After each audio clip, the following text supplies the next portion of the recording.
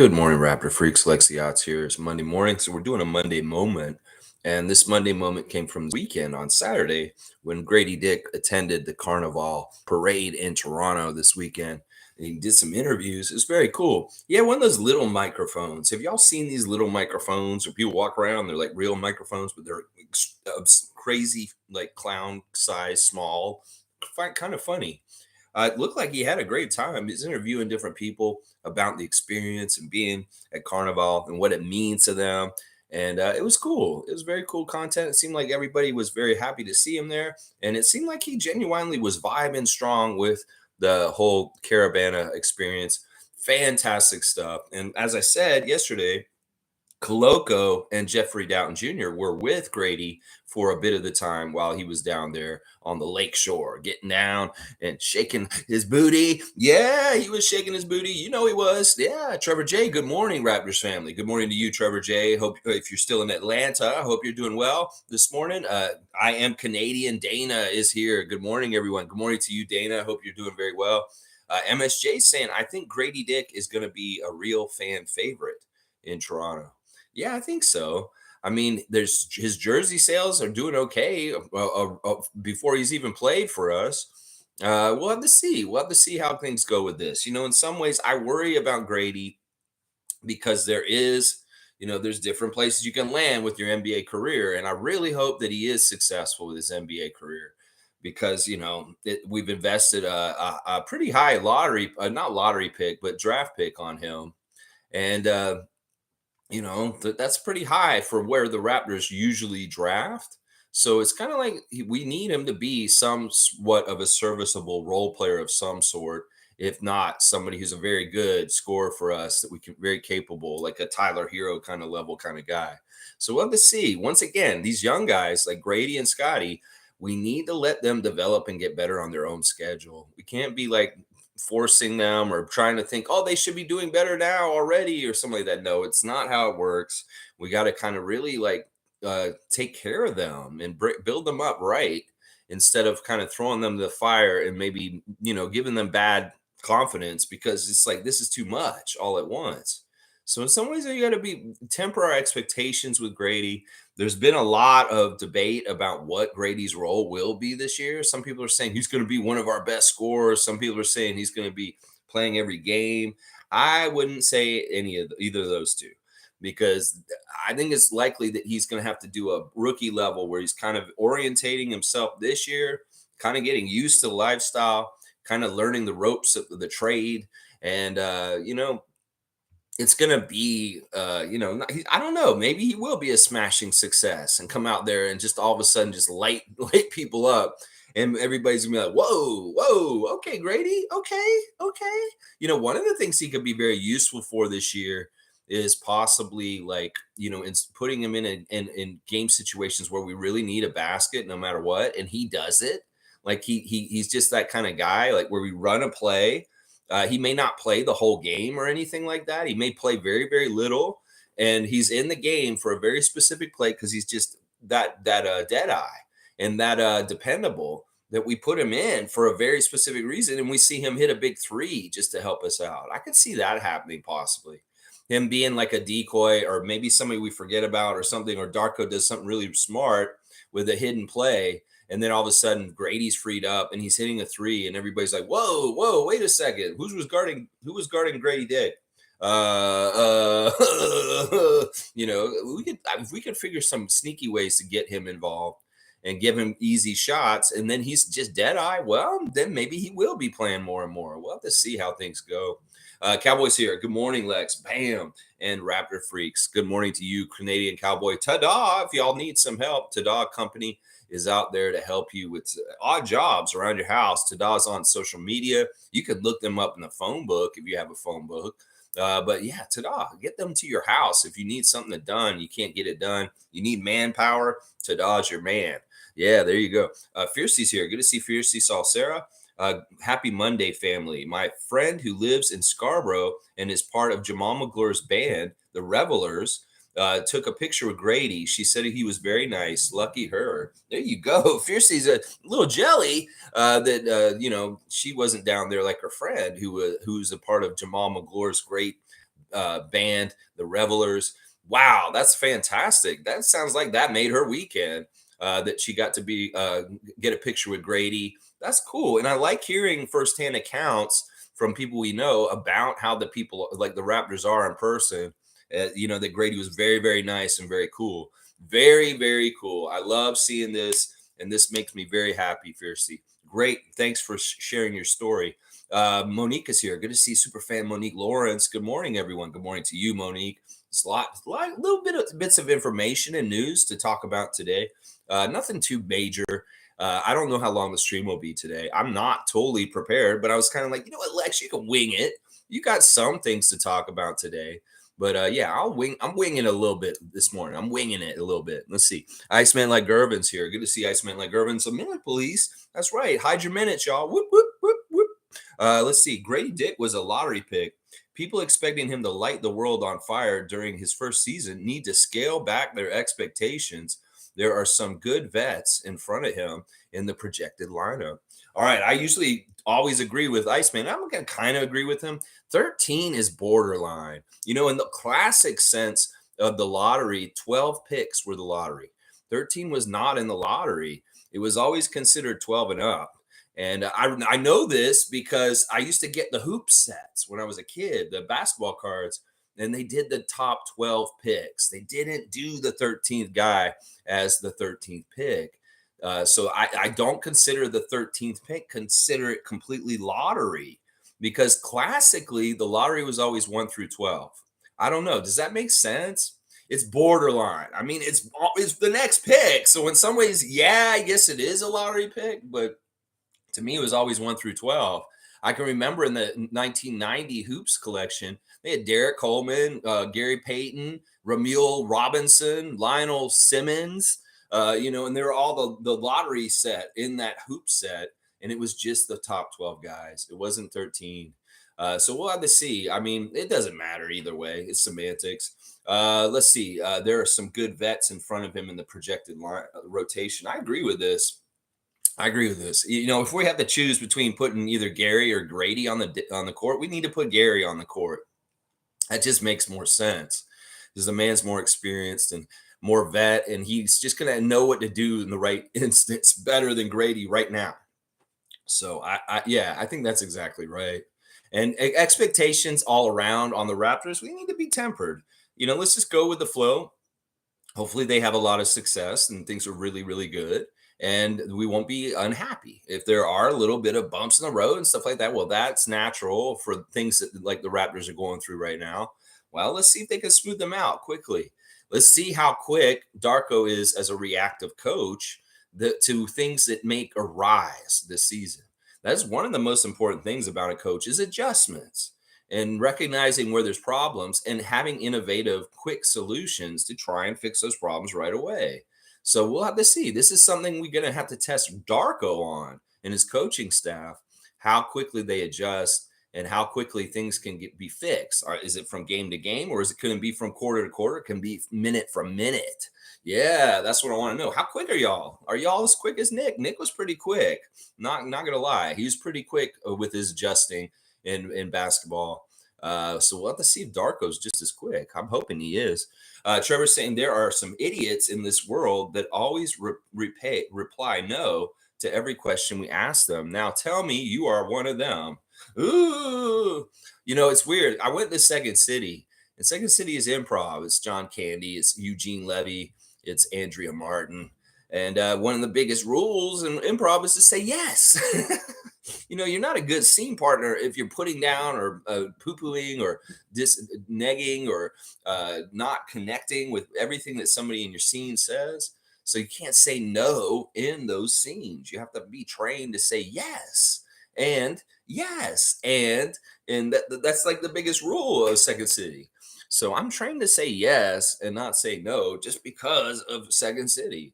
So yeah, there's idiots out there, and this is what I'll say, Trevor. If they say no every single time, they're missing out on good stuff.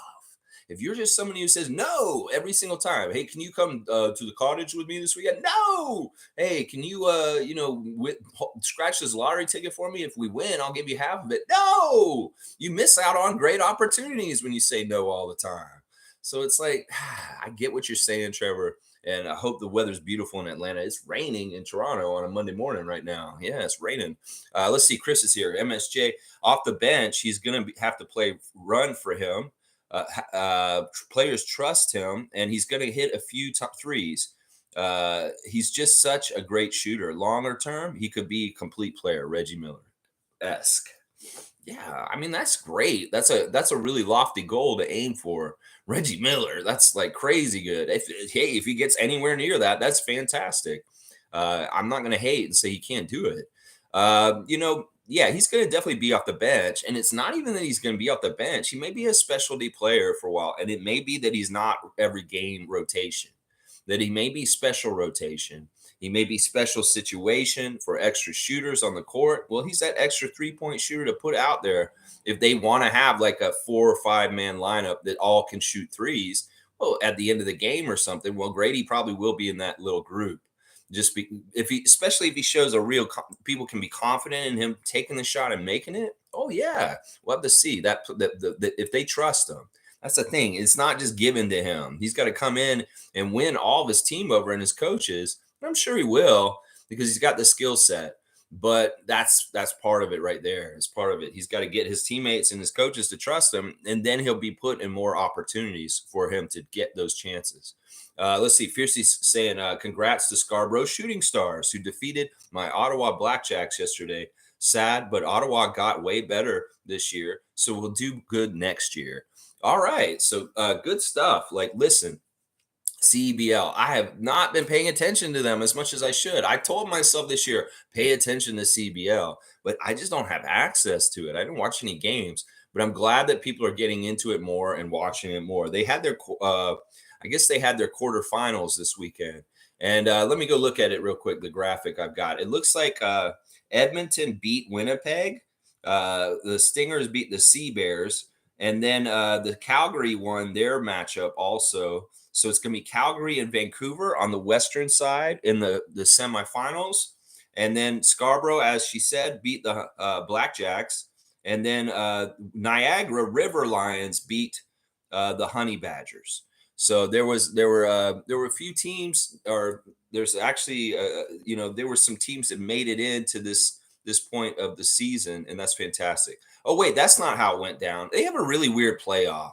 I guess they had two teams that are just already in the final, and those teams were Calgary and Niagara. So it's going to be the final four in the CBL, and they're going to play these games on Friday night.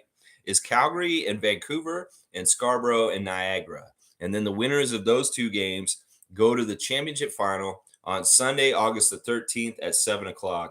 So it's really cool because I'm seeing posts from Paul Jones, Chuck Swirsky, Rod Black, Amy Audibert about covering the CBL games recently. It's like they had a West Coast team and an East Coast team, and it was like Chuck and Amy Audibert around here in the Eastern games, and then out west they had Rod Black and Paul Jones kind of doing the games out there. Kind of good to see the throwback of Rod Black being involved in the CBL.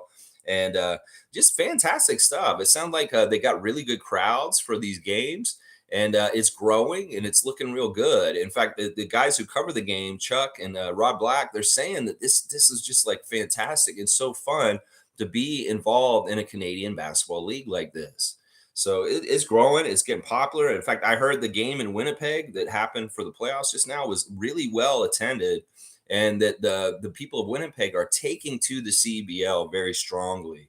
So this is great. This is a brand new team that just played their first season, got in the playoffs, and that team got supported very well by the Winnipeg people. So this is great. The basketball right across the country from Vancouver all the way into the Maritimes is always a good thing. And people have more chances to watch basketball other than just the Raptors in person in their hometown. That is great. That's fantastic. And sorry for your Blackjacks, Fiercey, but Scarborough's pretty good. Scarborough Drake, baby. In some ways, I'm gonna be biased towards Scarborough and probably Winnipeg. Those are probably gonna be my two CEBL teams. I have a very strong affinity for the city of Winnipeg. I have a lot of family that's centered around Winnipeg, so there's a reason why I love Winnipeg. Let's see. All right, let's do a real quick birthday check, y'all. Y'all, it is Granny Evelyn's birthday. We mentioned this the other day. Happy birthday to Granny Evelyn. Newly became a Canadian in the last month. And just our one of our favorites. She is the matriarch of the Raptor Freaks for sure. Definitely just so amazing and benevolent and just awesome. We had the meet and greet a couple weeks ago. And Granny, this is what she did, y'all. I'm gonna tell y'all the secret about this right now. There was like a couple months ago in the summer, Evelyn started messaging me privately and started telling me, Lex, I want to do something for you in the meet and greet. And I'm like, whoa, what? And she's like, then she started sending me T-shirt designs. And she's like, where should we put the Raptors logo? And where should we put the word Raptors Freak? She was making me Raptors Freak shirts. I didn't ask her to do that. She wanted to just do it as a surprise and bring it for everybody who came to meet and greet. And she did. She made these amazing Raptor Freak shirts, and everybody who came got one. And it just blew me away that somebody who watches this channel wanted to make shirts for my channel and make everybody feel like a part of my community, this community that we built. And it blew me away. It was like so awesome, Evelyn. Holy cow. So thank you for the Raptor Freak shirts and going above and beyond in that kind of way. It really shows that you really value the community of the Raptor Freaks and you are giving back so much. So today on your birthday, we're giving back to you. We love you, Granny Evelyn. We love you, baby Candace. We love you. And thank you for being the matriarch of the Raptor Freak family because you really, really did come through that day. And oh my gosh, Evelyn, thank you so much. Thank you so much. Also, happy birthday to NBA Chev. It was told to us that it is NBA Chev's birthday today. So Chev, we love you, man. Keep speaking, keep dropping stuff. Your clips have been fantastic lately. I love that you're really kind of like, it's not that you're dulling your edge. It's just you're doing more kind of stuff that is very positive, and I love it. I love seeing your stuff go in the right direction. I love that you fight the good fight with your voice against the bullshit out there. We need more channels like yours, NBA Chev. So keep on keeping on, man. This is a birthday wish from the Raptor Freak to you, NBA Chef. And I love what you're doing on your channel and keep doing it. You're fighting the good fight. We need people like you, Logical Raptors Fanatic, and this channel right here in the Raptors ecosystem because they need the support from real fans that aren't toxic and acting all crazy and stupid, saying stupid shit. So thank you, NBA Chef. Happy birthday to you. And then one more birthday for today, y'all. And it is one of my favorites, one of the GOATs, Mr. DeMar DeRozan, turning 34 today, I believe. DeMar is 34 today. So happy birthday to DeMar DeRozan. That goes without saying why I would say happy birthday to DeMar DeRozan because he is one of the greatest Raptors of all time. And we love and celebrate DeMar on this channel. So you go, DeMar DeRozan. Happy birthday to you also. Got to get out those birthdays. Evelyn, Chev, and DeMar. It's your birthday. Happy birthday. Happy birthday. It's your birthday. It's your birthday. Yeah, I love it. All right, here we go. Nako saying Grady is the 8th or 9th man. Yeah, maybe. I don't know if he's the 8th man. That seems a little too close. I mean, let's count it out. Let's think about it. All right, we're going to do the starting lineup the way I have it on my spreadsheet. It's Scotty, Gary, OG, Pascal, and Jakob. 5. That's 5 right there. Now I'm gonna have to put Precious in the top next. Chris has got to be in there too, right? Now I might go from here to like Dennis Schroeder maybe right now, or maybe even Koloko. That's 9 right there, Koloko. And then maybe Grady at 10. I don't know. It's tough. You're close though, Nako. You're close. Maybe you could switch Koloko for him. Is he going to be higher on the depth chart than Christian Koloko this year? I don't know. Maybe not. So I don't know. I see him around 9, 10, or 11 is where I see him. I see Grady right around 9, 10, or 11 right now as far as the depth chart. G saying Grady Dick, hang on, had a blast and made it known. I like this for players coming into the league in the future and free agents. Also, Fred and Gary Trent were hanging out at Cabana Pool Bar Saturday. Yeah, I've got the picture here of Gary Trent at Fred's farewell party at the Cabana Pool Pavilion or whatever. It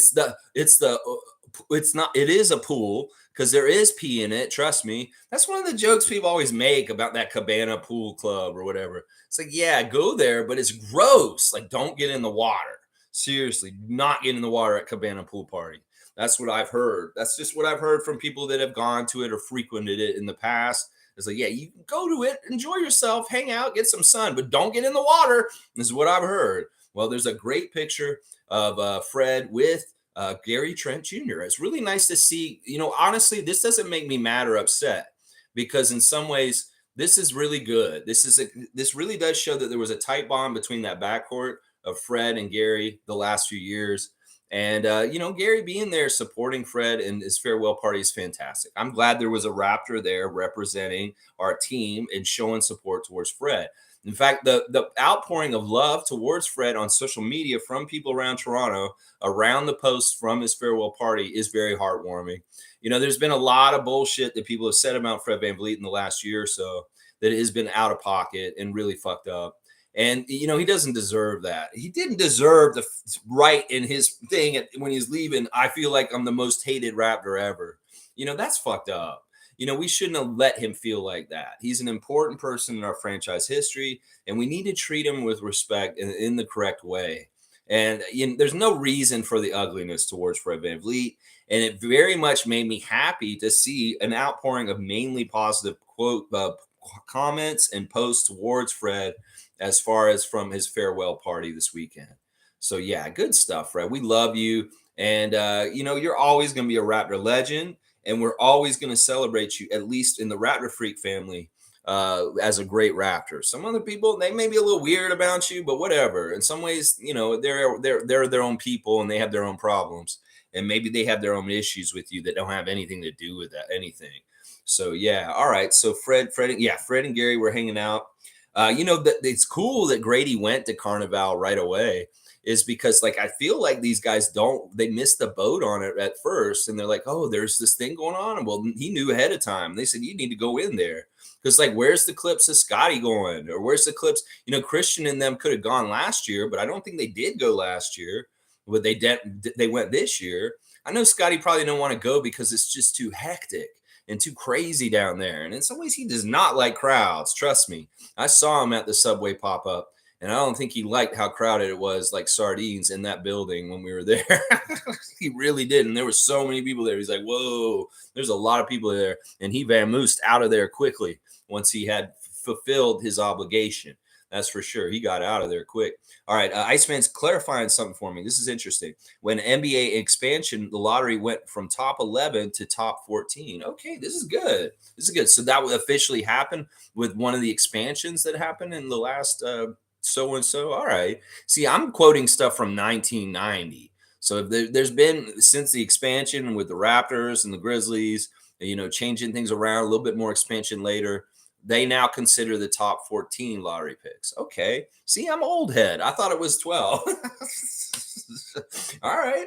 All right. It makes sense because there's more teams and they kind of want to have them to be the top half of it. Because classically to me, lottery teams were always like the really worst teams. And they were like the teams that had like the worst records. It was really like you don't want to be called a lottery team or a lottery pick, having lottery picks. That was not a good thing. People in the past or people now are like, oh, we want to be a lottery team and get a lottery pick and get a high pick. But back in the day, that was not something you wanted. You did not want to be a lottery team. And whenever somebody would say, oh, you were a lottery team, that's not good. No, you didn't like that. It wasn't like, oh, yay, we're a lottery team. We tanked for Wemby. Yay. No, nobody was ever cheering that. When you had that moniker lottery team, it was like a bad thing. It was negative. Trust me. It was a negative thing. At this point, people are just like, oh, we want high draft picks because they're going to save us. You're crazy. Monique saying Fred and Gary together, family, support, and family. Showing love. I love that. Yeah, I did love seeing Gary in the picture. The baby at the Cabana party also. He's not my favorite from the hip hop world. But, I'm not going to hate right now. I love that he went and showed support for Fred and being there. And, that means something there. But, those are really the only two recognizable people. Oh, Mark Evers, not Mark Everly, but the guy who's always with Fred that is kind of like his dude who's around. It's kind of like Kawhi had that Jonathan Castleman guy or whatever hanging around, lurking with the team. Well, Fred's got his own little dude that kind of hangs out on the coaching staff of teams, and he's gone with him now to Houston. And he's been kind of his right-hand guy that wherever he's gone, whether it's at the pool party or the boxing match he was at last weekend. This dude was sitting with him right next to him. I forget what his name is, but he was employed by the Raptors while Fred was here, and he was kind of not a coach, but he was kind of a helper guy on the edge of the bench, kind of like that Castle guy or Castleberry guy that Kawhi had around our team when he was here. So I seen him, and I seen Gary, and I seen the baby, and that's really the only people I recognize from Fred's party. Let's see, nameless to say Toronto Raptors NBA champions 2024. Toronto Raptors NBA champions 2024. Toronto Raptors NBA champions 2024. Say it 3 times, just like Beetlejuice, and it will appear in the mirror and it will become reality. That's what I'm saying. Let's say it every morning, y'all. Speak it into existence. That's right. Positive thinking, positive results. Cowboy saying, I agree with Iceman. If Carson and Koulibaly and a couple of other players weren't picked before him, I think he would have been picked up earlier if it wasn't for his name. Top 8, we got to steal at 13. No, this is true. You guys are right. You guys are right, Bradley. Grady was projected to be like the 7th or 8th pick. He fell to us, and that was part of the reason why we had to take him, is because this is just too good at 13. We got to take this dude. They expected him to be gone way before that. He was very much higher ranked in the draft, and he fell to 13. And so we were like, well, he's the guy who's highest ranked on our thing because we didn't think we'd get a chance at him here. We're very happy to select Grady Dick. And that's the truth. You guys are exactly right that he was supposed to be like a top 8 pick. You're exactly right, Bradley. And you think it's because of his name that he dropped? Oh, damn, we can't draft this guy. There's going to be too many dick jokes. Yeah, we better just let him pass. Okay, yeah, we're going to let him pass. And the Raptors are like, hey, we don't mind. We're Canada, home of comedy. Yeah, we can make classy dick jokes up here. No problem. No problem. Second City. Hello. Hello. All right, let's keep going.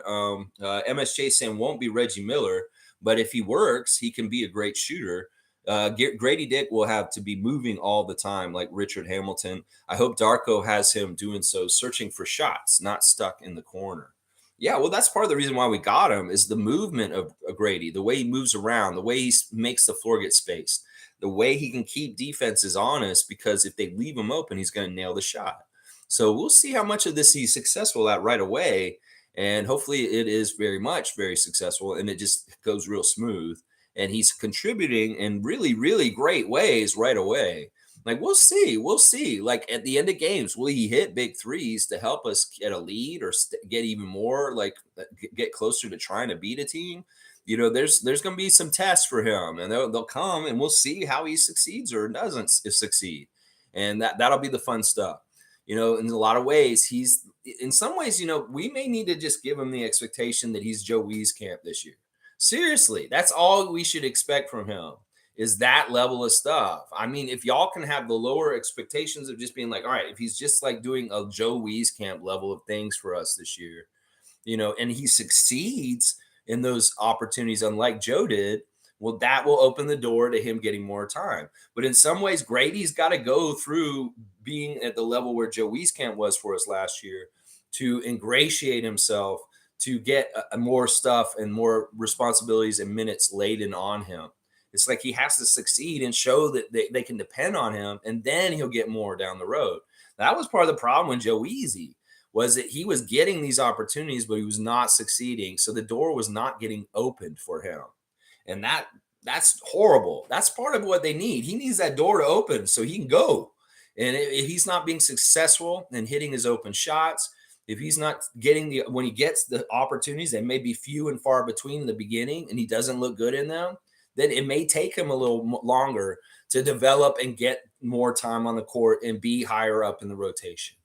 That it really is going to be, he's going to have to do things first, just like Joe Weezy had to do to try and integrate himself into the system. And Joe Weezy was not successful, but hopefully Grady will be very successful. We'll have to see. Yeah, he'll be definitely moving all along. That's part of the reason why we drafted him. Part of the reason why people are saying he's the best shooter from this draft is the movement off the ball and the really good cutting and like getting himself open kind of stuff. So we'll be excited to see that stuff from Grady for sure, Chris. Fiercely saying happy birthday to Evelyn. Happy birthday. Happy birthday. Kareem Thomas is here. Good to see Kareem. I wonder how the encounter was when Grady Dick passed Jamal McGlure's float with more followers and bigger crowds. Is the Big Cat still affiliated with the Raptors? Yes, he is, but he's officially not on the coaching staff. So I know there were concerns from some of the Raptor freaks earlier this summer about Jamal McGlure and his outspokenness behind the bench. In some ways, he was writing checks that we needed to cash that we didn't necessarily need written. In some ways, we don't need you yelling at Trae Young in the middle of the Atlanta game and pissing him off. So he's trying to hit some big clutch threes right at the end of the game to beat us. We don't need you antagonizing LeBron James in the playoffs, Jamal McGlure, with your little cup yelling. Yeah, there was some of that kind of stuff going on with him. Well, he's not going to be there anymore. He's officially just our community ambassador and in the front office, and he will be around in the community, and he's still a part of the Raptors organization. But I don't even think he's going to be sitting behind the bench in that position that he was in last year. I don't think he will be near the court. I think that this is part of it. That part of the reason why McGlure was traveling with the Raptors and Nick Nurse's coaching crew is because they needed a big body, literally. They need a big body for practice, as far as helping out in practice, like trying to block guys, working with Koloko and Yako. They needed a big body for on the road, on the bench. You go into Philadelphia, you go into Boston, and you got a little bit of weird fans sitting near you. Well, it doesn't hurt to have a 7-foot man from Toronto that's sitting there kind of giving you the evil eye or you mess around. There's John Attilia and Jamal McGlure there just in case for security purposes. So, you do need kind of big men around your team. Well, we've got a couple of big men from Darko's coaching staff that isn't Jamal McGlure. We got Mike the Bulldozer Batiste, who's quite a big man, very, very intimidating guy. And then we've got this guy, Drew Jones, who's a former player, just didn't play too long ago. And these guys are kind of fill the practice role that I described with Jamal, where they're kind of like shadowing and playing one-on-one with the big guys on our roster and teaching fundamentals. So in a lot of ways, he's been relieved of all of his coaching duties.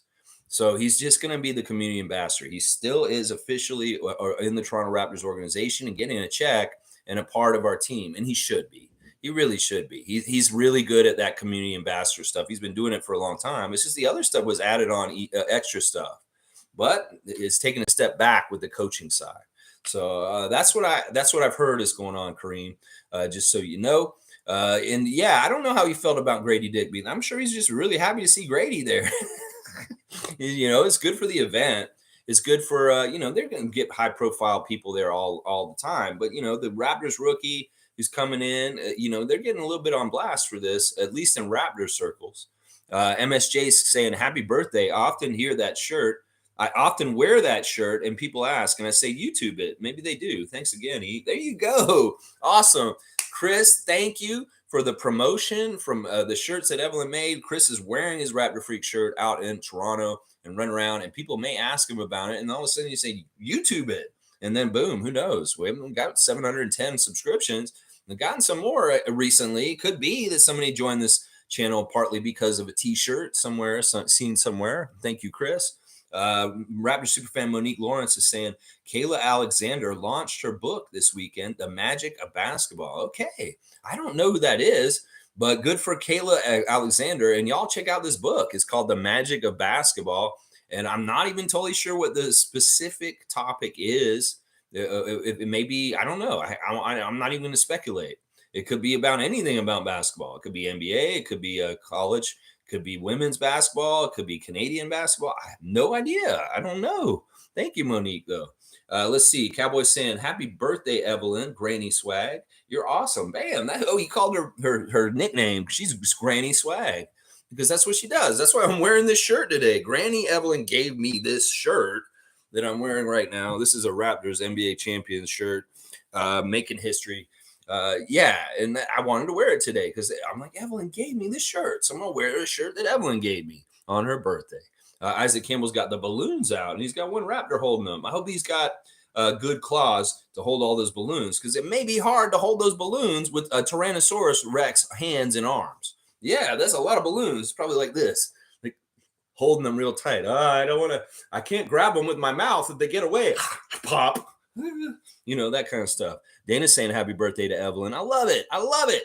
Canadian saying happy birthday to a Canadian. This is so Canadian. Such a channel of Canadianism here. That we have I am Canadian Dana saying happy birthday to newly immigrated Canadian citizen Evelyn. Yes, yes, very Canadian. Monique saying happy birthday to Evelyn also. I love it. I love it. Fiercely saying Fred VanVleet and Gary both with clutch. That may be part of it, but honestly, in the last couple of years, I really do feel like Fred really tries to bond with his backcourt mates. Like, obviously him and Kyle were very tight when they were a backcourt starting together. And him and Norman, very, very close friends. Norman Powell and Fred VanVleet. Well, he made a good friendship with Gary also. In some ways, the way that they had to play as a backcourt in Nick's system means that they had to be on the same page and they had to be in communication, trust each other. They had to work a lot off each other. So they probably bonded that way. And there's a lot of trust between Gary and Fred. And I like that. I really do like that he was there for Fred at that party. I'm glad there was a Raptor there. There needed to be a Raptor there. And thank you, Gary Trent Jr., for being there. Thank you. Kareem saying, I was watching a video on YouTube of the Raptors' historical playoff run and just thought if Kawhi would publicly say that he regrets not running it back, we would honestly could 3 under our belt. We could have 3 under our belt by now. Yeah, I don't know. In some ways, Kawhi probably deep down inside knows it was the bad move. It was a wrong move. Everything just fit real well here, and it was nice. And you were happy, bro, and everything was going so well.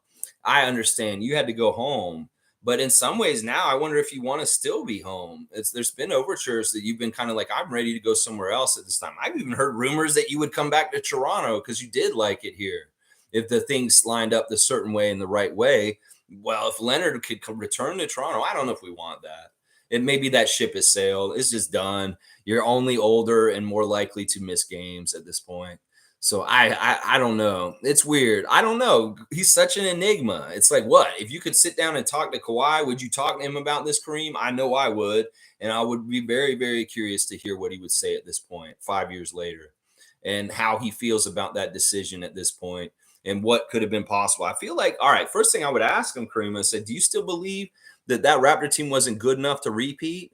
Because you said that. And that was part of the reason why you said you wanted to go to Clippers, because you didn't think the Toronto Raptors were good enough to repeat. But did you see what they did after you left?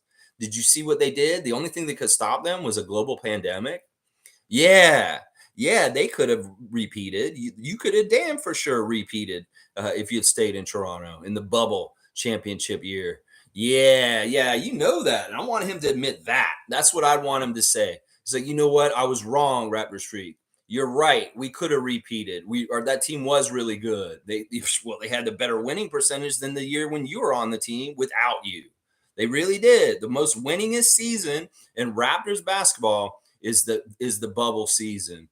Is the year that got interrupted by the pandemic. The Raptors had their best record ever. Their best record percentage-wise. We just won a 5-game road trip out west, and then boom, the whole world shut down. The whole world shut down. So statistically, that team was better after you left, Kawhi. How do you feel about that? Yeah. All right, Country Kongs here. Good to see Scotty Barnes, Twitch family 2022. Good morning, Raptors Freak team. Happy birthday, Evelyn. It's good to see Grady embracing the culture. Rookie at Caravana is a great sign. Also, every time I see him or Scotty, they're smiling. I really like it. Yeah. Scotty really enjoyed his trip to Jamaica.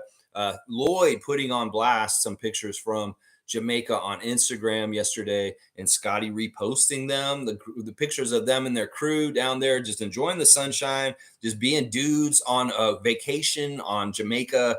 They had a blast down there, and it's a good recharge. And I can really tell that Scotty and Lloyd are bonding and being closer friends in person at this point, other than because like last year at this time, Lloyd had never met Scott in person. So this has happened over the last year that Scotty has hung out with Lloyd in person at least 2 or 3 times, if not more than that I don't know about in the last year. So that's really good. Monique saying his name is Mark Tyndale. That's right. Mark Tyndale. That's his friend. very, very close to Fred. And yes, he's on the bench for a couple seasons. Yeah, he was kind of not really officially our coach. He was kind of like a helper or just kind of like a dude that was there, kind of like Castleberry with Leonard. And his name is Mark Tyndale. That's exactly who I was trying to remember. Thank you, Monique. I get him. I guess I was getting his name because he's a Mark and Mark Eversley kind of confused. So that's Mark Tyndale, Fred's right hand man who's with him all the time. Nako saying, I think his hell is Duncan Robinson. His hell, my hell is Duncan Robinson. Ah! I think his hell is Duncan Robinson. I'm not familiar enough with Reggie Miller, so I'm going to say his heaven is Devin Booker. So you did mean to write hell. You're right, doing heaven and hell. What the hell is? Who's using these words for comparisons, Gerald? His hell is Duncan Robinson. Ah. Well, listen, I'm going to say this right now. If he's Duncan Robinson, then he's a success. There's much worse. His hell is Joe Wieskamp. Let's just put that. His hell is Joe Wieskamp. It is not Duncan Robinson, because if he's Duncan Robinson, he's made the team. In fact, he may be more the level of Duncan Robinson than a Reggie Miller or Devin Booker. Yeah, these are lofty goals to think that this guy's going to be either Reggie Miller or that level. That's crazy. You don't understand Reggie Miller, because Reggie Miller was a franchise player for the Indiana Pacers his whole entire career. He was the number one. He was the number one right from the start, all the way through his whole entire career. It's a really hard comparison to make. Now, the reason why you want to compare Reggie Miller to Grady Dick is the shooting style. In fact, Grady's already said, I think he admitted he stole some of his wrist action from Reggie Miller's shot. And that's where the comparison comes from. But I don't think you can compare those two. First of all, Reggie was conditioned by Cheryl to be a better player because his older sister beat the shit out of him as he was younger. And I know that, Grady got beat by his mom and his brothers and maybe even his sister too at times. But this is the thing. Cheryl Miller may be the greatest women's basketball player ever in the history of women's basketball. And Reggie would admit that Cheryl was better than him. Seriously, he'd say it to this day. Cheryl's better than me. So he had a lot of gumption. He came in the league and he was a badass his whole entire career. It will be very, very unlikely that Grady will get to that level in any kind of way like Reggie. In some ways, Tyler Hero is a little bit more attainable than Devin Booker or Reggie Miller. In some ways, there's parts of Devin Booker's game that really don't have to do with shooting that will separate him from Grady as far as athleticism and certain things he can do. So I don't know. We'll have to see, Nako. In some ways, I don't like comparing players at this point. It really is a futile exercise, and everybody's just who they are. They're all individual snowflakes of their own beauty. And it's like, stop comparing people. Stop comparing this to this. I mean, I know people want to do it naturally just to kind of get an idea of what to expect. And it's like, okay, is this guy going to be like this? But with Grady, it's really wide open. There's, as you put it, there's a lot of different hells and a lot of different heavens, and there's somewhere in between too. And I don't know where he's going to be exactly. He really is very, very hard to kind of peg in the whole hierarchy of what's going to happen with the Raptors this year. In some ways, a lot of that's because we just don't know Darko at all and what he values. If it was still Nick, we may be able to try and figure out where he would fall in the pecking order. But because it's all unknown, everybody's unknown, it's even more unknown with an unknown rookie, because we don't know what Darko's going to do with any of the guys right now. So we'll have to see. Iceman saying Matt Thomas has signed a 1-year contract with Alba Berlin in Germany. See, all these former Raptors are in Europe, bombing. Sam Decker, Matt Thomas, Isaac Bonga. They're all over there playing over there now. That's right. Fiercely saying, hi, Lex. You missed my comment giving a tip on how to access CEBL games for free. Let me go look at that, and maybe I'll even start a conspiracy theory that they're trying to stop us from watching. All right, let me see where it is. Fiercey. La, la, la, la, la, la. You know what, Fiercey? I don't see that comment in my group. I see a comment from you about your friend that saw Grady. I see the one about the Ottawa Blackjacks losing. I see happy birthday to Evelyn. And then I see Fred and Gary both with clutch. And then Yeah, I never saw that comment, so please write it in. Maybe that you put a link in and it erased it. It won't show me it because of that. All right, Kareem's got a joke. It will be dubious whether I give him a dunk or not here. Grady Dick had his cherry popped yesterday. He's officially a Toronto man's. Yeah, I guess that makes sense. That's what they're saying. He's one of the mans now at this point. Yeah, he's cultured at this point. We got to see Grady out on the court. All right, let's keep going. If you don't mind, Fiercey, write it again. But if there's a website, it will erase it. I don't think you're allowed to post links, and that may be why it's gone. So what we may have to do is either um, maybe there's a way to comment and put it in the comments after the stream, but not in the comments in here. Maybe in the in the on the stream page, we can do it there. Let's see. Cowboy saying, I believe in Grady Dick, just like all the players we picked up this offseason. I really like Freedom Liberty. I think he will start on the 905, but we'll start getting minutes with the Raptors mid-season. Yeah, we'll see. I just want to be open to everything. I just want to see success. I don't want to like tie any kind of expectations to anybody or anything, and just let Darko do his job and just be pleasantly surprised by hopefully good success and good things happening. Randolph saying, good Monday morning. Blessings, beloved Raptor Freaks, most informative gang. Good to be here in this space with you. Find the purpose for your life today and do it. There you go. If you've been searching for your life's meaning and stuff like that, well, today's the day for an epiphany. And Randolph Phillips and I were going to give you that energy and say, listen, just search your soul and find your purpose today, because you can do it and you will find it and you will go forward with a new determination and a new confidence, because you understand what your meaning is now. And that's what everybody wants. In some ways, they want to find a reasoning for why are we on this crazy planet? What is this all about? What is this madness? What is the meaning of life? Well, it's different for everybody. And some people have different reasons for what is important to them in life, and some people have other reasons. Well, find something that you really care about and that really matters to you, whether it's your children, whether it's whatever, and just make that maybe the center of what the meaning of life is. And there's nothing wrong with that. Thank you, Randolph Phillips, and blessings to the Phillips family and everybody else in your life, too. Trevor's saying, to all people who are very toxic around the Raptors, we should put all of them on a boat and ship them to an island surrounded by water with no outside communication. That's called Australia, Trevor. Yeah, that's what they did with Australia. They took all the people that were toxic and annoying and criminals from the UK and took them to Australia. That's the truth. It was a prison colony, partly how Australia started out.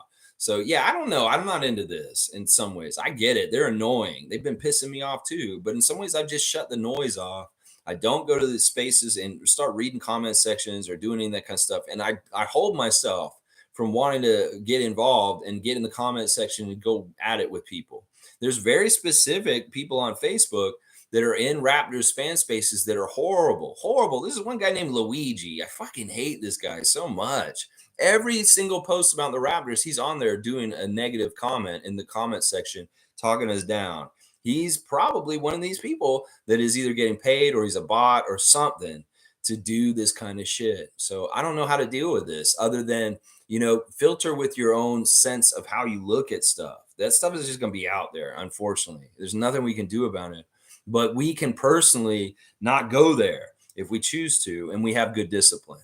So that's what I would say, Trevor. We can't get them all rounded up on a boat. Just don't go there and just don't pay attention to them if you can. G saying Big Cat was putting Grady on blast on his Instagram. So I think he was proud of Grady. Happy birthday to Evelyn. All right, G, thanks for that. Yeah, I didn't see Jamal McGlure's Instagram. So, but this probably checks. This sounds like this checks. All right, let's see. Monique saying Kayla Alexander is the brother of Kyle Alexander, who plays for Team Canada and played the Heat. Played the Heat. Kayla played for Syracuse. Okay. All right. So, all right, the Alexander family. Kyle Alexander is on Team Canada presently, and actually, we have some Team Canada news. They're going to Europe right now to play these friendlies very soon, and some of the players are not traveling with them. Jamal Murray is not going to be going on this trip, but he is supposedly maybe going to rendezvous with them in Spain and play in one of the friendlies before, but he won't be in Germany where they're going to play right now. And they're saying that he's getting checked out by Team Canada and Denver Nugget doctors. And, this doesn't bode well, is what I'm going to say right now. The Nuggets are going to probably tell them that he can't play for us in the FIBA World Cup. And I'm getting ready for that. That there may be a very sorry excuse or something that just says, well, Jamal can't play for Canada in the Philippines or Jakarta. And it'll be a big blow. But I think we can be all right otherwise. In some ways, it's like I get it. Murray has not been able to show up yet for Team Canada at all, and it may not be happening this summer either. This really does imply that he's going to be stopped from playing for us, and it probably will be the Nuggets that tell him not to. There's other people that aren't traveling also. Corey Joseph has withdrawn from the Team Canada for right now. I'm not totally sure why. I think it has something to do with nagging injury. It also has to do with him newly coming to the Golden State Warriors. And Steve Kerr is one of the coaches for Team USA. And all of a sudden, they're telling their veteran point guard, Corey Joseph, not to be there for Canada right now. He's withdrawing from the team. I don't like this. This seems fishy as fuck. In some ways, we want Corey Joseph around this team because he's a great veteran leader who's played for Team Canada very much, pretty consistently. This is fishy to me. All of a sudden, he's just pulled out because part of it is because he's trying to work to get integrated to be ready to play for the Warriors this year. Yeah, and Steve Kerr's in charge of the Team USA. That's what I'll say. And Cassius Robertson, he will not be traveling to Germany right now, partly because he has obligations with the European team, and their season's going to start before they're done with the FIBA World Cup. So he's taken himself off the team because he needs to be ready for his European team. Now, some people would say Cassius Robinson was probably not going to be a very important player for that team anyway, or get to play hardly at all. So this is a good move for him. He just wrapped up playing in CEBL games, and now he's just going to go straight to the pro team. He will not probably be on the Team Canada team in the end. I think that's it. I think it's just those guys. Was there another name? There's Jamal, Corey, Cassius Robinson. And O'Shea Brissett. O'Shea Brissett is not going to Germany also due to injury. So he's not available. So there's a 13-man team that's going for the friendlies in Germany right now. But SGA's there. Lou Dort, Dylan Brooks. There's a lot of good names that are still going to be there and be a part of it. Now, when I hear that these guys aren't going to be there, I'm like, Chris Boucher, send him there. Just send him there. Just put him on that team. It pisses me off. Why don't you put him on that team? Makes me so mad. Put Chris Boucher on that team. Tristan Phipps is here, and he's got the blockhead laughing. Let's see. Do you think the Raptors are making a trade with all the signings they've made so far? Well, this is one of the things we're kind of like overstocked with players. We're going to have to make a tough decision and cut somebody before the season starts. That there's one good player that's not going to make this team. In some ways, it looks like it's Jeffrey Dowtin Jr. right now. Now, this is the thing. I still don't understand totally what's going on with Garrett Temple and Thaddeus Young and Otto Porter and certain players like in that area of our roster, even Malachi. This is the thing. If these guys are actually talking to Portland about acquiring Dame Lillard, what's going to happen is we're going to get just like one or two players, probably just Lillard, and we're going to ship a few guys the other way. So in that case, it'll make things easier. I think if there's any trade that happens with the Raptors at this point, Tristan, it will be Lillard. And that's it. There won't be any other trade or anything going on other than that. If Masai can be an opportunist with the Lillard situation, Portland's desperate to get him out of there. And we have the right kind of stuff that they like other than, Miami doesn't have the right stuff. We do. And we could actually make a deal with Portland really fast. But it's more likely we're going to send a few extra guys going the other way and get like only one guy back. So that may be part of the way we figure out our roster overload in some ways, is that we have to make a trade and we do this. It could happen. I'm not saying this isn't going to happen. I say that there's a chance that Dame Lillard could be in a Raptor jersey this season. But we'll see. We'll see. I don't think there's anything else they're looking at or dealing with other than that possibility. If they're dealing with something out of left field and some other thing happens, well, I'll be shocked. And I'll be like, wow, okay, they did make a different move. But if there's going to be any trades, it'll be for Lillard, is what I'm going to say right now, Tristan. Cool Cat saying, good morning, Raptor Free Crew. Grady says he wants to be like Klay Thompson. Well, just don't drink like him. Let me just put it that way. All right, Grady? Don't drink like Clay Thompson. The motherfucker's an alcoholic. Yeah, you don't need to be drinking like him. Yeah, I'll just say that. You can shoot like him, but don't drink like him. How about that? Let's see. Monique is saying, hang on. Wow, we got a lot of comments today. This is good stuff. La, la, la, la, la, la, la, la, la. Monique is saying Kayla's book is definitely absolutely about basketball, uses to educate the next generation, etc. Cool. I just want to know specifically what it's about. I don't know anything about this book because I don't know who Kayla Alexander is. I barely know who Kyle Alexander is. I know he played for the Timberwolves, right? Or something. Was he the one who got in the fight with Gobert? I think he is. He is the one who got in the fight with Gobert. I think. Was that Kyle? That was Kyle Anderson. Maybe it is the wrong person. Well, either way, more books about basketball is always good. It's just I don't know who these people are. This is once again, Monique. You find so much information. You're on another level than me. You're deeper than me. And some of this stuff is just like I am not going to be able to know about this stuff, but you do. So kudos. I'm proud of you. Quickhead saying so. Matt Thomas has returned to Ire. Yeah, he's back in Europe again. Tristan saying, "Ooh, Clay would be nice." Laugh out loud. I can see it though. Well, Grady's going to have to get the night vision goggles for his coaches and start shooting in the dark if he wants to be like Clay Thompson. That's the way you got to do it. If you want to be like Clay Thompson specifically, you got to be able to shoot blind. You got to be able to do it all like a bat with your ears. You kind of set the vibrations out. You can't see nothing. You're pitch dark. You can't see nothing. You don't know where the hoop is. You're just shooting in the dark.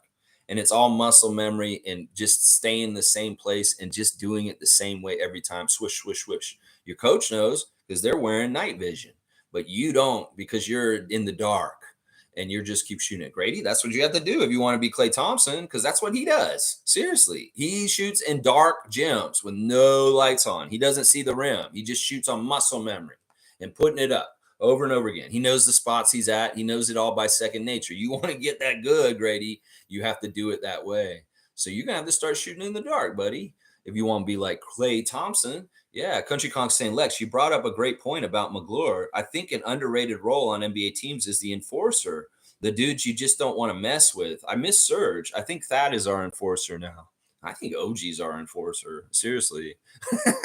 In some ways, I think OG is like our enforcer now. He's the strong dude that everybody's kind of a little bit freaked out by. He's a little weird. I mean, Scotty in some ways could be an enforcer. He's not afraid to get in people's faces real quick, too. Coloco is a natural enforcer. He seems to just get into conflict, and he's not afraid of people either. You put a little bit more on muscle on Coloco, he's going to be scary. I mean, Jakob's another dude that, you don't want to throw around or mess with, because Jakob actually says he's the strongest player on the Raptors, and he probably is. I mean, in some ways, it looks like he might be. I mean, it may be close. Scotty's very strong also. But, there's a lot of guys on our team you don't want to mess with right now in some ways. Precious, another one. I don't know if any of those is going to be deemed just the enforcer. In some ways, Thad's personality is not an enforcer personality. But these other guys, yeah, they've stepped up and done enforcer kind of stuff. I've seen OG run over and try and protect a teammate really quick, and he looked like he's ready to fight, like real fast. We've seen that a couple times. He did that with Coloco, I believe. He was over there ready to fight. So, yeah, it's interesting. This is an important role, and you don't necessarily want your coach to be it.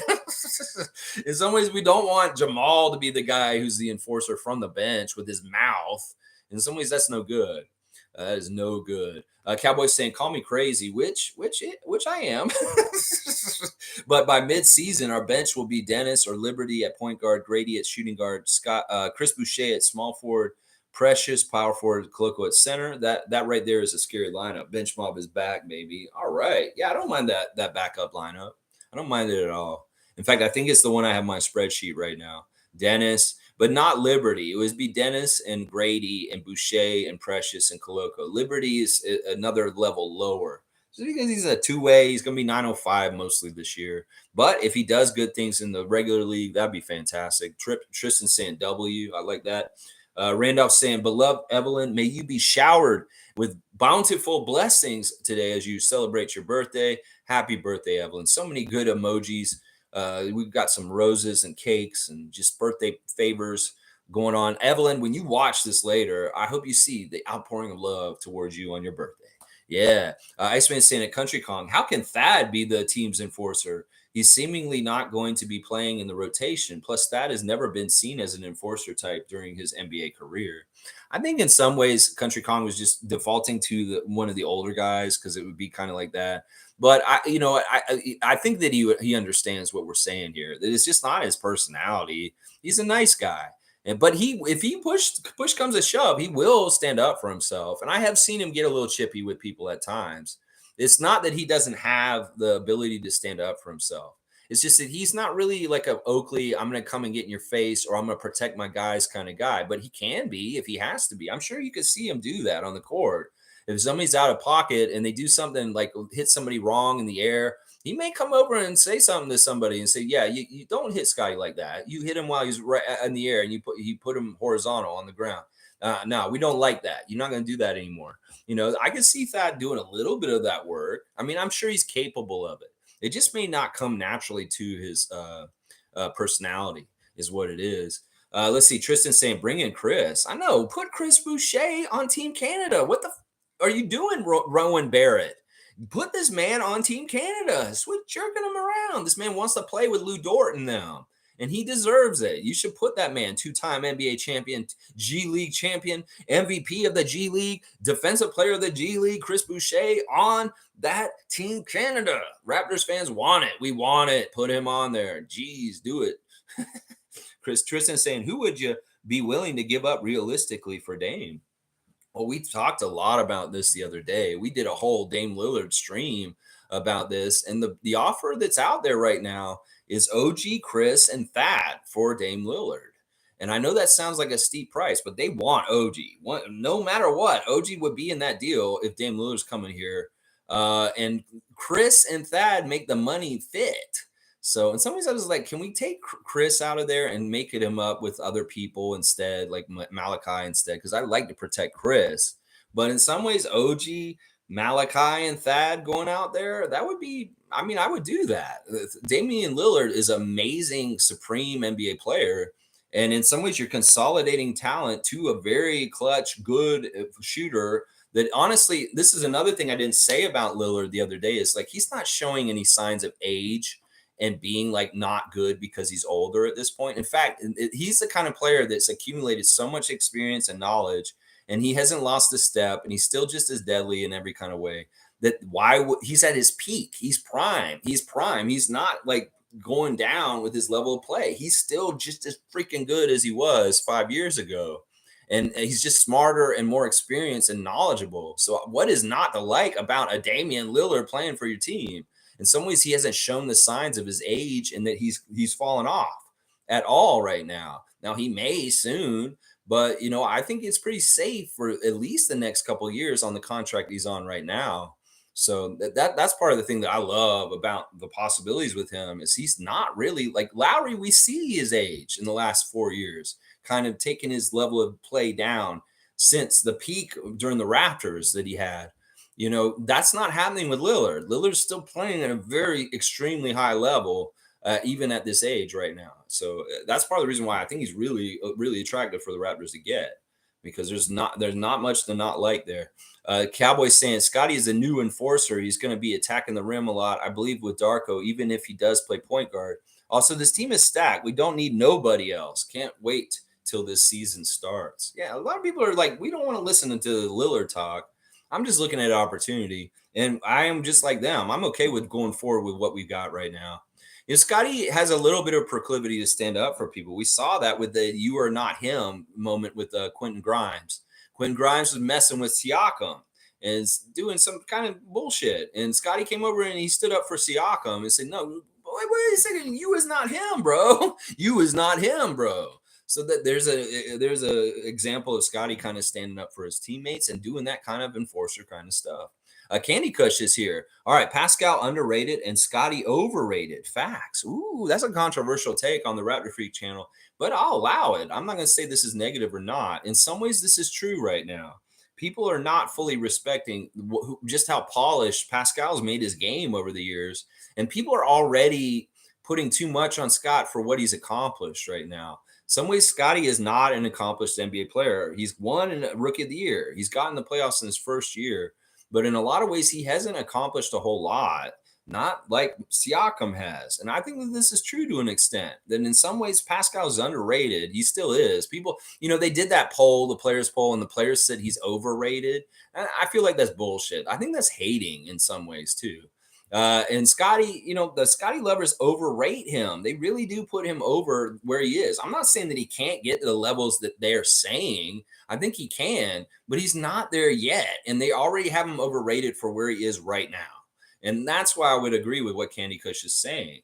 That, Pascal's definitely underrated in the whole scheme of the NBA and how they look at him. He gets sullied all the time. He is a superstar. People try and say, oh, he's not a superstar. He's just a star. Bullshit. Y'all know he's a superstar. So don't even give me that. If we had traded him to Atlanta this summer, y'all would be marketing him as a superstar around the Hawks immediately. So don't give me this bullshit. In fact, y'all are marketing Fred VanVleet like he's a superstar now. Where was that fucking shit 2 years ago when he was a superstar on the Raptors? You wouldn't even say he was a superstar back then. So there's some gatekeeping on the word superstar around the NBA that's kind of full of shit, if you ask me. We know who superstars are and who aren't. And you can't just tell us somebody's a superstar if they hadn't earned it. We see guys that earn it in Toronto, and you don't call a superstar. So that's what pisses me off on that.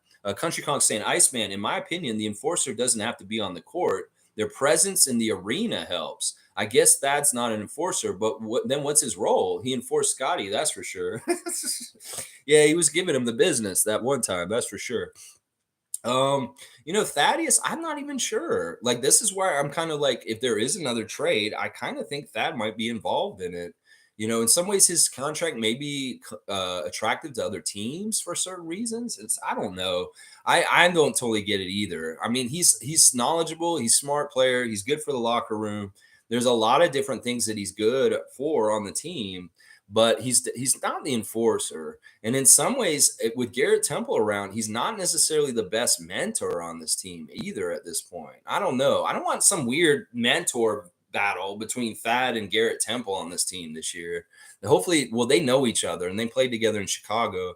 They're probably consolidated and they're cool with each other, and they'll probably be a team of leaders and not working against each other. I'm sure that they're going to very much be like, well, this is the way we do it in the NBA. Let's show the youngsters. And it's not going to be like, oh, I want to be in charge, the old head leader. No, I'm 37-2. Thaddeus, and I could do it too. Okay, Garrett, well, you do it then. You tell Scotty to stop playing the video games till 2 a.m. All right, I will, and I'll do it with my wife, Miss USA. All right, then, you do that. I don't want any of this kind of weird conflict on the team all of a sudden because we got 2 old head mentors trying to mentor the team. No, I'm sure they're going to be fine because, honestly, they've been around each other and know each other very well. And I'm sure that actually he'll reinforce and help Thad Young get through to people if they need to. He's like, oh, back it up. You don't believe Thad? Well, listen to Garrett. Yeah, Thad's right, y'all. Y'all need to listen to Thad, is what I'm saying. He knows. He's been in this league since 2008. Y'all would, listen to him. That's what I think so. Tristan saying, honestly, I would like to see Scotty at point guard. He's very aggressive, attacking the rim. And since he's pass first, opposing teams couldn't just focus on him because he would be able to find Jakob, Pascal, Trent, etc. I'm perfectly fine with this. But if it's not winning, if it's not like efficient, if it's bad decisions, if he has way more turnovers than assists, he should not be the point guard. That's the thing. You want to be the point guard. You earn it by having a very good assist to turnover ratio. And if your assist to turnover ratio sucks, well, then somebody else should be doing the point guard. That's just the requirement. We can't just say, Scotty, you're the point guard. You're going to be the point guard for the whole season. Well, if he has way more turnovers than assists and we're losing over and over again, he's got to change from being the point guard.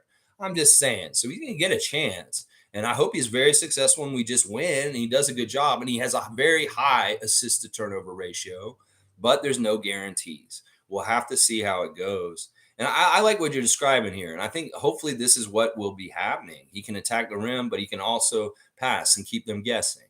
I hope you're right. Iceman saying at Country Kong, team enforcer has to be on the court. They can't enforce anything from the bench. If they leave the bench, it's a fine or suspension. Thad's role is a good locker room presence and team vet. Yeah, I think that's all pretty accurate right there. Well, you need to be like Oakley. You got to be on the court. And if somebody's going to knock Vince out of the air, you're going to walk over to them and just remind them that your presence.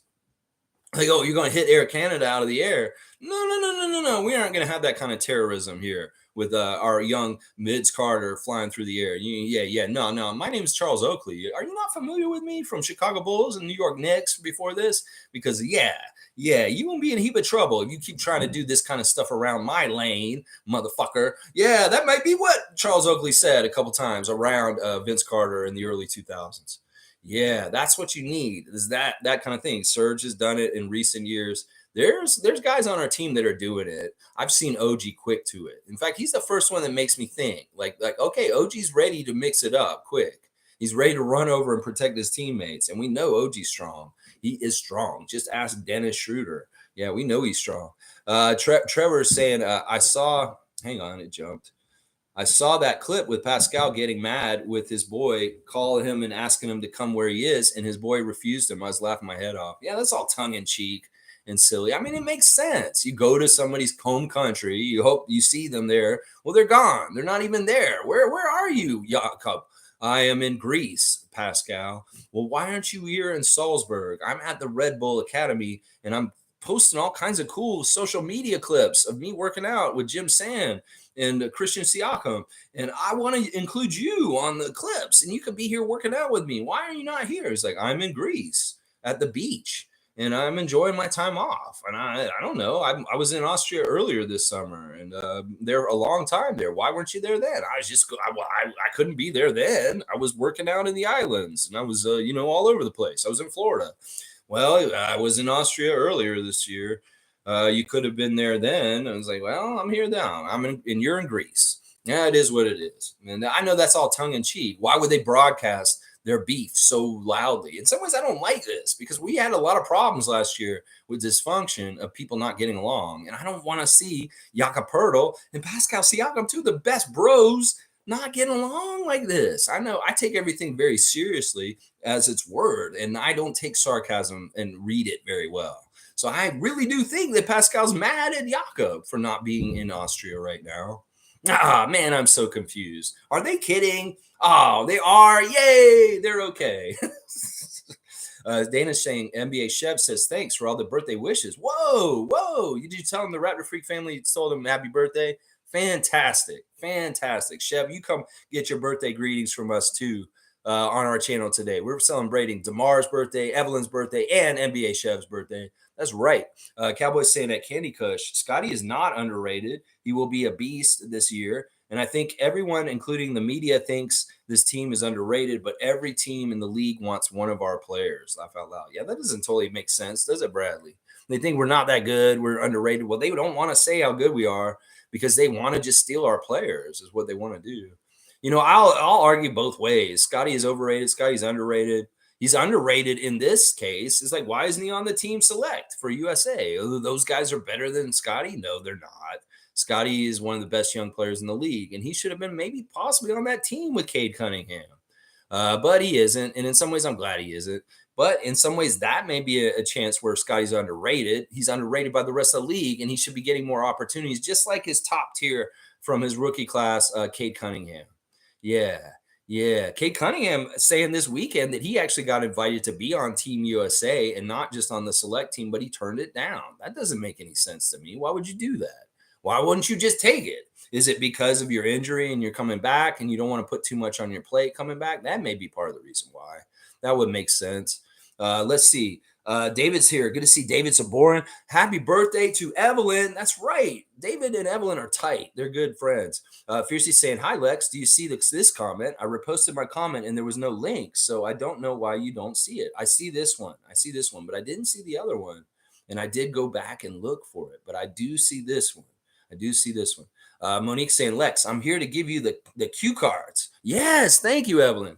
Thank you, Monique. Cue cards, most likely Raptors, of course. That's all. Glad you enjoy it. W Stream, almost 3 years of streaming, my friend. Keep up the great work. Thank you, Monique. And you have been a huge help. Seriously, there are very often, very much times where I need your cue cards because there are subjects I want to talk about that just slip my mind. And there'll be certain days where I'm like, oh, crap, I totally forgot to talk about this subject. Why didn't I talk about this? I intended to. And then I'm like, oh, crap, I needed Monique.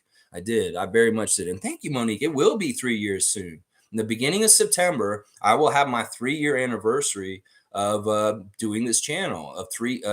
Is it 3 years straight? No, it'll be 2 years. I'll be going into my third year.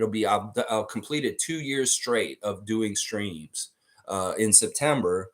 And then I'll be entering my third year, my third season covering the Raptors like this.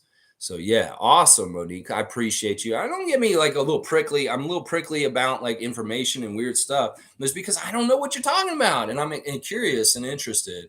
But it's good. It's good. I like that. Cowboy saying, happy birthday, NBA Chev. You're the fucking man. You and Lex, the only real Raptors content on the planet. 100% keep up the great work. Every other channel is clickbait. There you go. There you go. If there's a ringing endorsement from Canadian Cowboy NBA Chef, there it is. Everybody else is clickbait. And we're the only two real Raptors content makers on YouTube right now. Yeah, there you go, Chef. That's right. Tallahassee represent. That's right. Country Kong saying, Iceman, that's fair. I also want to say I think Grady Dick has excellent potential due to his size. At 6'8", we can play some crazy lineups. He can play shooting guard with Scotty at point guard, and the NBA should look out. I think we should expect this. That backcourt of Grady and Scotty could very well be a starting backcourt at some point in the Raptors' history coming up in the years to come. So yeah, I'm all about that. Seriously, I think you're right too. That was part of the reason why Grady was better than some of the other shooters in this draft class. Is he's got a little bit more height than Jordan Hawkins. He's got a little bit more height than a lot of those guys we're looking at, like Keontae George and those guys. He is a bit taller. And, there's something about him as far as his aptitude and also his athleticism that's a kind of like tricky. He very much is kind of like Woody Harrelson and White Men Can't Jump.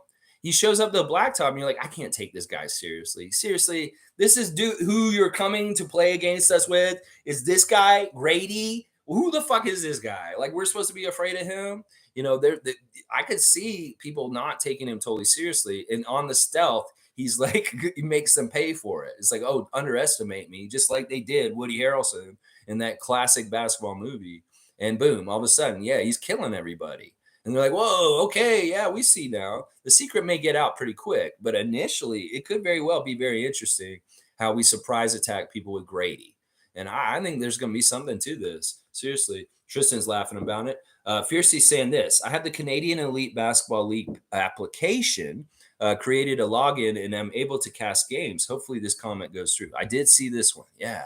Okay, so there's an app for the CEBL. Maybe that's all I need to do is get the CEBL app on my phone.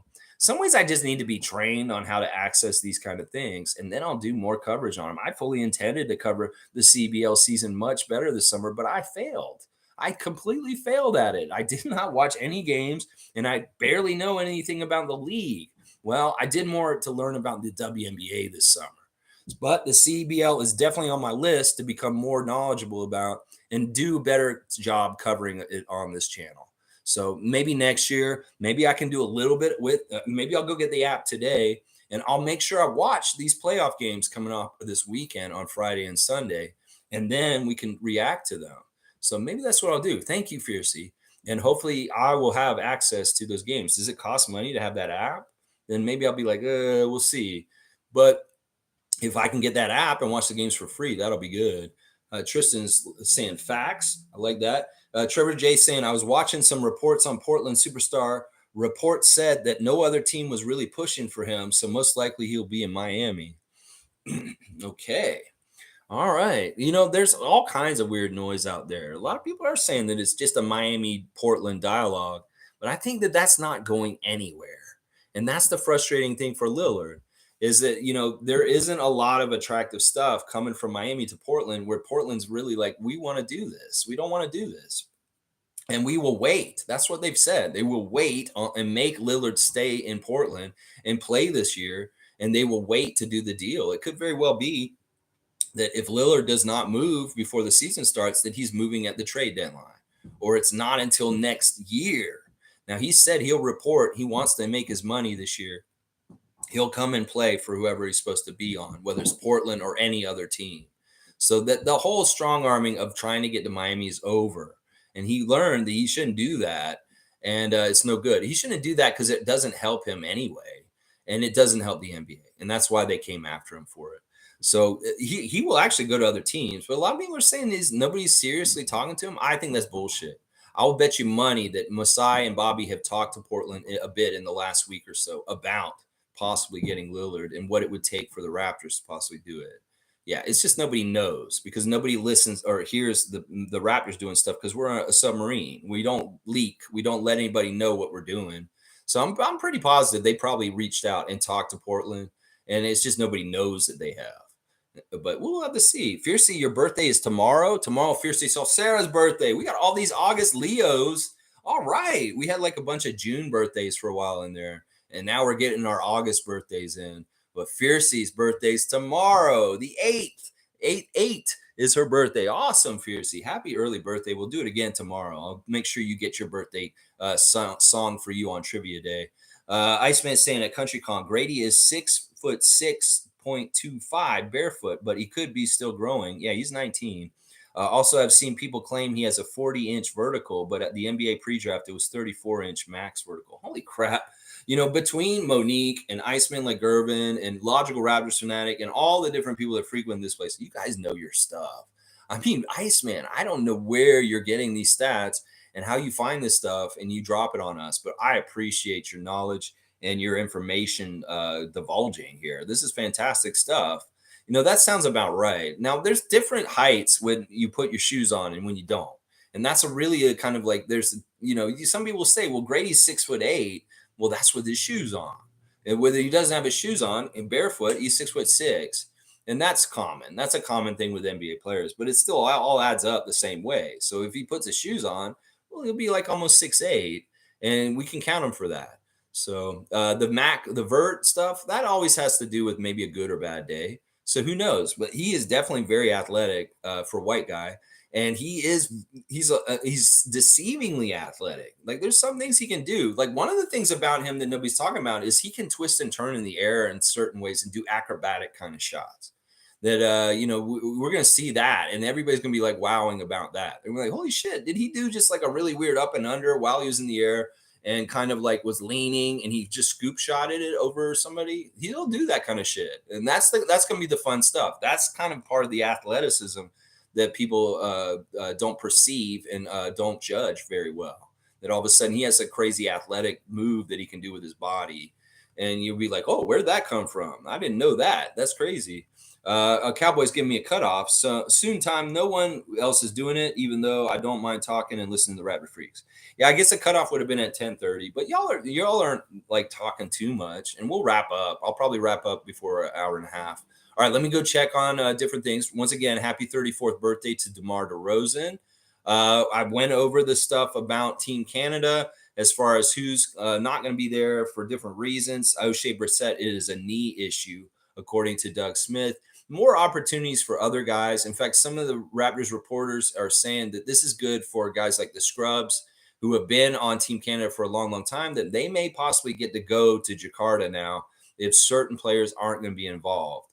Either way, Team Canada is deep. And even if we don't have Murray, Joseph, Brissett, or Robertson there for these next couple of games, we're going to see the depth of Team Canada in action one way or another. All right, good to see the farewell party for Fred and Gary showing support. All right, let's see the Raptors Instagram check. They were on the plane with Dennis Schroeder in Germany, are on their way to play in these friendly games. They already played the one against Sweden. It's really cool to see Dennis with his German guys. Precious putting up a picture of a statue with a saxophone around somebody's shoulders. I'm not sure where this statue is. I'm going to guess he's still in Europe. He was kind of showing that he was in Stockholm a couple days ago, but I have no idea. Where in the world is Precious Achua? It's just like Carmen Sandiego. Where in the world is Precious Achua? I have no idea. He's saying coming to a city near you is where he's coming to, and it looks like he's in Lagos, maybe in Nigeria now, because that's what it looks like. He's shaking hands with the leader that country, maybe. What if Unlimited takes him all over the place? All right, Coloco really put on blast Messi yesterday. He really liked that free kick that Messi put in the corner over there at the top there. Really just a genius. And Coloco's like, it's just over. It's like, this guy's unreal. He is the GOAT. And he really loves Messi. He really loves, and he's a big fan of the Inter Miami at this point. You can tell. Coloco loves his soccer. Mr. New York City got on a plane yesterday and flew to LA, y'all. He went to Los Angeles. I'm not sure what he's doing out there because we know he's been mostly around New York in the last month. But now he is over in LA and he's cruising around and he was listening to this is the great thing. Noel was listening to Running Through the Streets with My Woes, Drake, that song. In some ways, it made me realize that song, that Drake song, was such an important part of Raptors culture around when DeMar was on the team because he would make a basket and they play a little snippet of that running through the six with my woes. You know how that shit goes. You know how that shit goes. Well, that song, in some ways, to me, is such an important part of the build up to the Raptors championship. In some ways, like it's a very much a part of Raptors culture. That Drake song, because it kind of like it symbolized like DeMar's play, like him and Kyle kind of building our team up to get to that point and then getting the championship. And then like the song really fits DeMar getting traded away, having sad things happening to him and stuff like that. Man, that song, when I heard it on Marquise Noel's IG yesterday, I was like, holy shit, I haven't heard this song in a long time. And it just rang true to me that this is a part of Raptors culture, that song was played in the arena when DeMar would make baskets, just like Kyle Lowry's Ric Flair Woo and, Freddie's Yabba Dabba Doo, that, this became a part of Raptors culture at that time, that Drake song. And I love that Marquise he's a big Drake fan. You can tell. He went to his concert a couple weeks ago and he very much listens to Drake on his own and stuff like that. I love that about Marquise and the culture. He is very much about Raptors culture. And in some ways, I wish Scotty and Grady would be more like Marquise as far as embracing Raptors culture and just really putting it on blast in certain ways. I really love that. And the last thing Marquise has in a message here is, remember the days you prayed for things you have now. There you go. He's practicing gratitude that he has got the things that he wants. Now, I'm looking at Lloyd's Instagram, and it just says he's in Charlotte, North Carolina again. So he is back from Jamaica in the Jamaican experience with the guys, and he's reposting Scotty Barnes and the crew from the Jamaica trip. And Scotty Barnes is reposting Lloyd. So there's Lloyd posting pictures from the trip. Scotty's reposting Lloyd's pictures, and then Lloyd's reposting Scotty reposting Lloyd's pictures. If that makes any sense, I love it. Scott, you and your crew, such a great time down south. I love it. I love it. I love it so much. All right, there's your Instagram check real quick. Raptors Instagram check. Good stuff. Good stuff. All right, I think I'm almost done. Let me finish up y'all's comments and we'll get out of here. Let's see. Where am I at with this? I am. All right. Seymour saying, wishing you many more birthdays. Fiercely Salsera. There you go. Sheriff Seymour Pape is wishing Ottawa happy birthday from Calgary. There you go. Very Canadian channel. Cowboys saying the Raptors are the underdogs like always. Let's go. Also about Grady, white man can't jump. Can jump. Let's go. Grady's going to be 6'9" in 2 years. I want all of our young Raptors like Koloko and Scotty and Grady to grow like a crazy, like weeds, and be like 2 or 3 inches taller than they came in the draft. That's what I want for all of them. Scotty, there's been a lot of speculation about how tall Scotty has grown, and just since we drafted him out of Florida State, in some ways he has grown. We know he's grown, and he's taller. There was that jokes last summer. It's like, how tall is Scotty? He's 6'10". No, he's 6'11". Everybody was saying something different. You listed at 6'7". Well, I'm really 6'9", is what Scotty said on Twitch. He said his official height is 6'9". But there has been a lot of speculation, and this kind of stuff can change. And who knows? You sleep a lot. Sometimes you grow. You grow when you sleep. You're laying horizontally. That's when your body starts stretching out. So you want to grow taller as a young person. Sleep a lot. That's when you grow. Let's see. Seymour's laughing about that. Monique saying Ivo Simonovic is on Twitter. Go follow him. Go Raptors. That's right. Assistant coach Ivo Simonovic is on Twitter. If y'all want to follow him, I think it's Ivo Simonovic on Twitter. So you can find him on there. It's good to support our new coaches and get to know them. And Ivo is a new coach. Fiercely saying thank you to Seymour. High five. Bam, or high five 10 or whatever that is. Seymour saying Jalen McDaniels is going to be the unlocked gem for us this season. He's a forgotten guy. We barely have talked about him since we acquired him. In some ways, we talked more about Garrett Temple than we talked about Jalen McDaniels. And that is an oversight. because Jalen McDaniels could be a very, very good acquisition from us this past season. On the down low, people aren't talking about how we stole him from the Sixers enough.